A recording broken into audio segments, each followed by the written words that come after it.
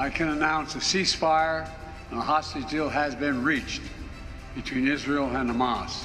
More than 15 months of suffering by the innocent people of Gaza.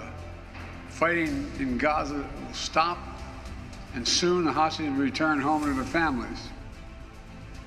Israel और Hamas के बीच फिलिस्तीन के Gaza में गुज़िश्ता 15 महीनों से जारी जंग पर अब ब्रेक लगने वाला है।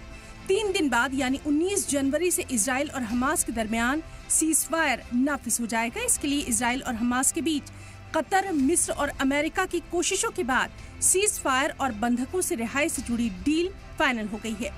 इजराइल और हमास में सीज़फायर के लिए गुज़िश्ता कई हफ्तों से कतर की राजधानी दोहा में बातचीत चल रही थी। फाइनल डील की जानकारी कतर के पीएम शेख मोहम्मद बिन अब्दुल रहमान बिन जसीम अल थानी ने दी है। मीडिया रिपोर्ट्स के मुताबिक कतर के पीएम अल थानी ने हमास और इजराइल के नुमाइंदों से बुध के रोज मुलाकात की थी, जिसके बाद ये डील पूरी हुई।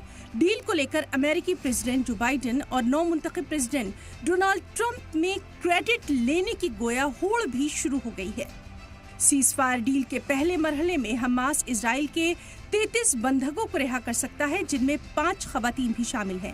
उधर इजराइल इसके बदले में 250 फिलिस्तीनी कैदियों को छोड़ेगा। इसके 15 दिन बाद हमास बाकी बंधकों को रिहा कर देगा। इस बीच दोनों फरीक मुस्तकिल सीज़फायर पर बात करेंगे।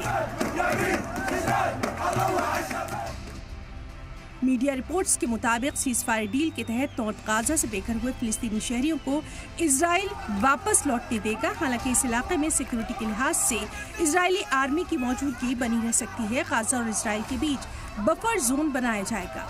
बफर जोन को लेकर इजराइल और हमास दोनों की अलग अलग मांगे थी। इजराइल ने बॉर्डर से 2 किलोमीटर के बफर जोन की मांग की थी, जबकि हमास अक्टूबर 2023 से पहले की तरह 300 से 500 मीटर का बफर जोन चाहता है।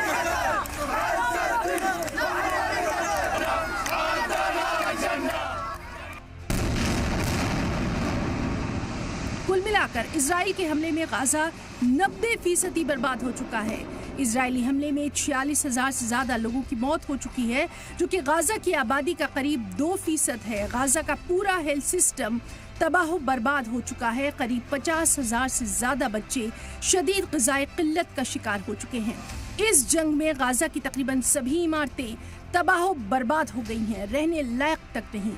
इन हालात में भी सीज़फायर डील का ऐलान होते ही गाजा में जश्न का माहौल देखा जा रहा है।